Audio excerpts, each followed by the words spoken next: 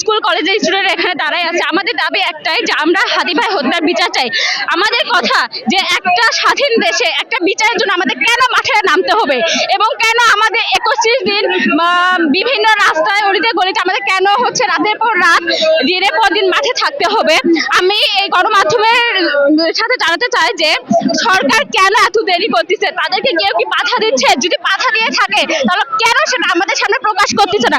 কোন ভারতের জন্য নাকি আমাদের দেশের কোন দলের জন্য কি তারা এই খুরি দেশের ভিতর থাকা পর তারা কেন আইনি পদক্ষেপ নিচ্ছে না? তারা কি কোনো কারণে ভয় পাচ্ছে?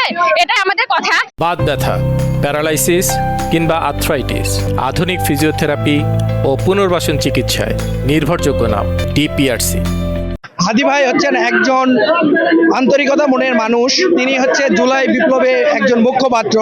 তিনি কোনো রাজনৈতিক দলের সঙ্গে রাজনৈতিক অঙ্গনে কোনো দলের সঙ্গে তিনি একত্রিত আসিলেন না।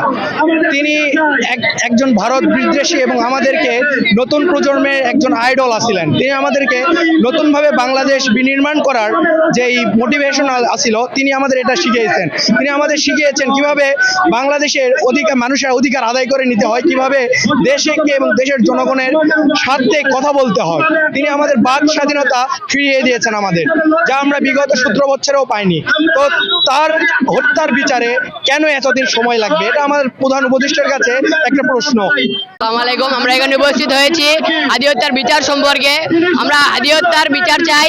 এখানে আমরা সকলে জানি যে ভারত একটু জানি যে ভারত আমাদের হাদি ভাইকে মারার জন্য দায়ী, বা আমরা জানি যে হাদি হত্যার জন্য ভারত ষড়যন্ত্র করেছে।